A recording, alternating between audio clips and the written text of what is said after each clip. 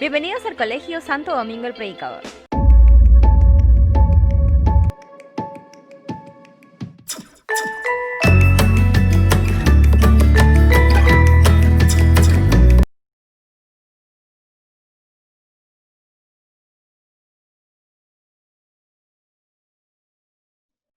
¿Cómo están, chicos? Les habla el profesor Francisco Bazán. Esta semana vamos a ver el tema de genética mendeliana, ¿de acuerdo? Vamos a ver un poco acerca del estudio que tuvo Mendel, lo que hizo Mendel, con este tema de genética. Primero digamos que Gregorio o Gregor Johann Mendel, ¿de acuerdo? Fue un monje austriaco, ¿de acuerdo? Que en 1865 presentó sus trabajos en la Sociedad de Historia Natural de Brno, y en 1866 lo publicó en las actas de la sociedad con el título de Experimentos sobre hibridación de plantas, en los que se formulaban las tres leyes de la herencia que hoy conocemos como leyes de Mendel. A pesar de su importancia, su trabajo pasó totalmente inadvertido. Tuvieron que pasar 35 años para que sus trabajos fueran redescubiertos por tres botánicos que llegaron a sus mismas conclusiones, ¿no? Llegaron a sus mismas conclusiones prácticamente simultáneamente. ¿De acuerdo, chicos? Muy bien. Este es un monumento de Mendel, ¿no? En el Jardín Monasterio de Brno, antes de Brno. Muy bien, veamos. A ver, tenemos que decir que en los tiempos de Mendel, ¿cierto? Habían términos que hoy conocemos, pero que evidentemente en ese momento no se conocían. Por ejemplo, para Mendel, lo que eran factores hereditarios se conocen ahora con el nombre de gen. No se conocía el término de locus ni de alelo.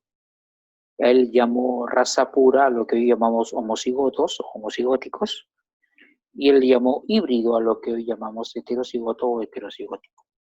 Tampoco se conocía el término de genotipo ni fenotipo. ¿Okay?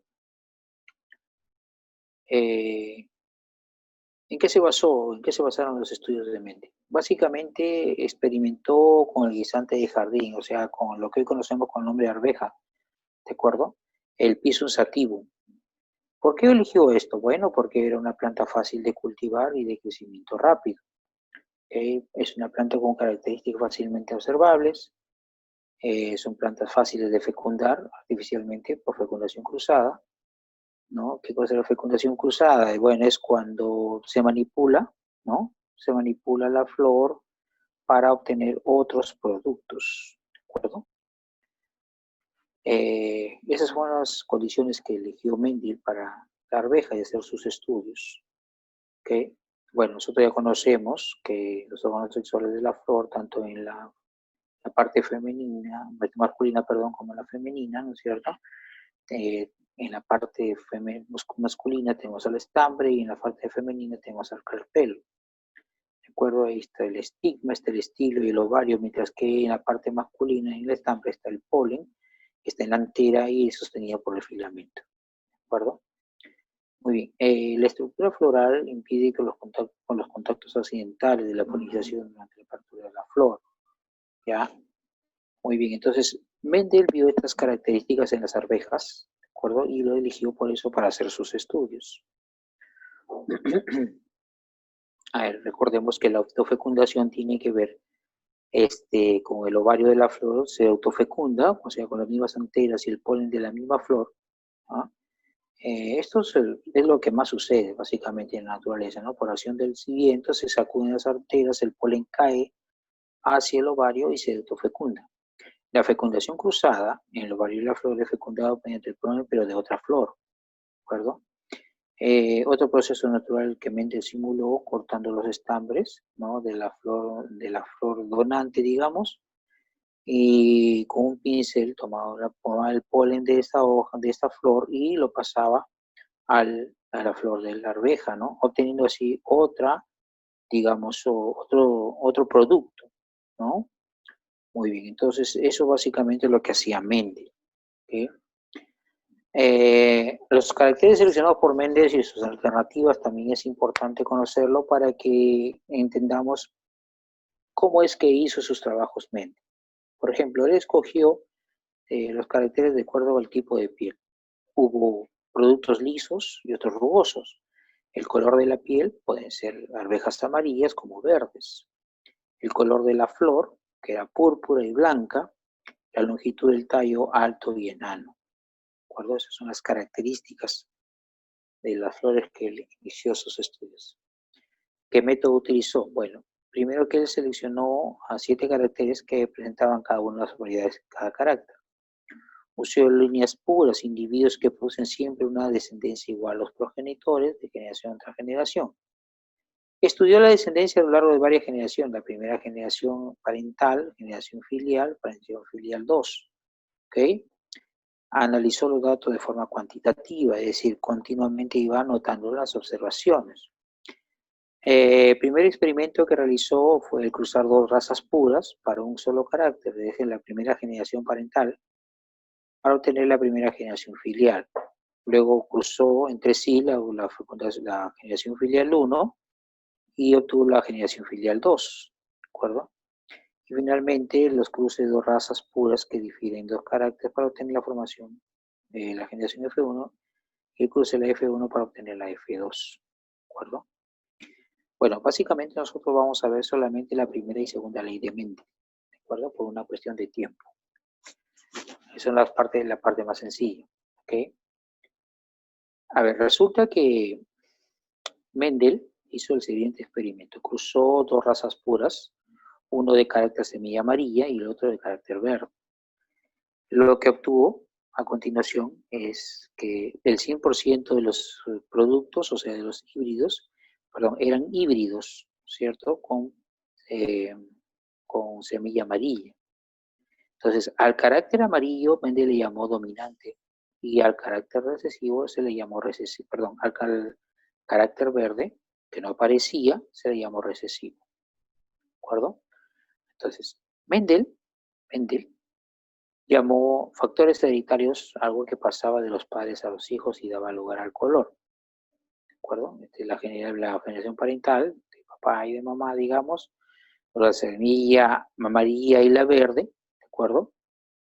Al cruzarlos tenemos un híbrido de color amarillo, se manifiesta el color amarillo. A esto se le conoce con la ley de Mendel, primera ley de Mendel o ley de la uniformidad de la primera generación filial, ¿de acuerdo? Primera ley de Mendel, ¿de acuerdo?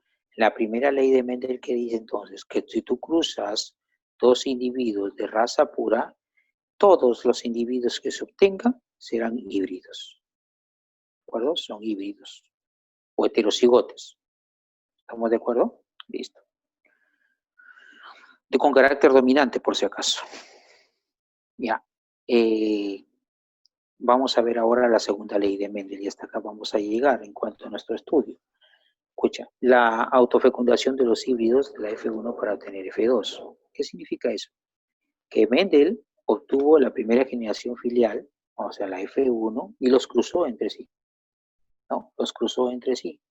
Entonces, al cruzar los 2 individuos de la primera generación filial, o de F1, obtuvo la F2.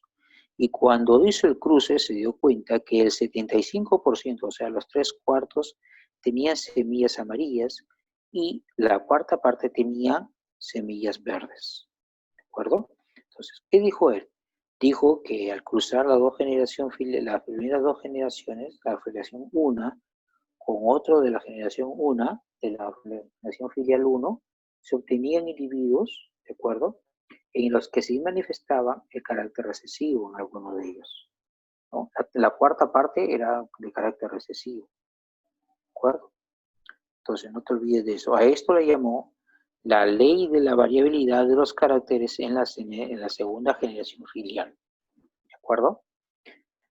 Eso hizo Mendel en la segunda generación filial. Ley de la segregación o distribución independiente de la distribución de los hijos de la F2, también se le llama así, ¿de acuerdo? A ver, los caracteres recesivos que no aparecen en la primera generación filial, porque recuerda que la primera generación filial, cuando el curso hizo Mendel cruce, no aparecía ningún gen recesivo, ¿de acuerdo? Aparecen, sí, en la generación 2, o sea, en F2, con una proporción dominante de 3/1, ¿de acuerdo? O sea, de 3/4 y 1/4. que es lo mismo básicamente. ¿Okay? Muy bien, chicos.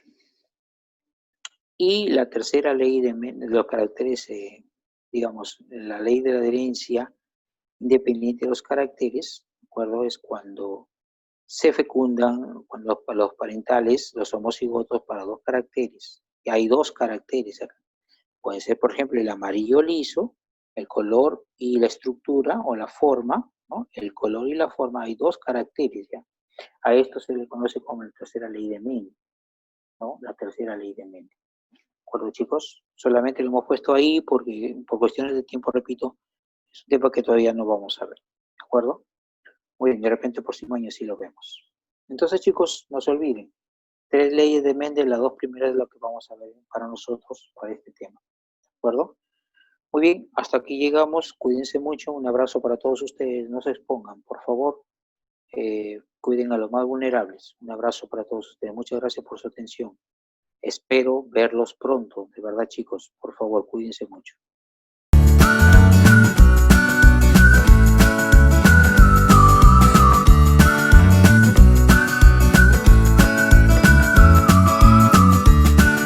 The leaders of today, tomorrow, and forever.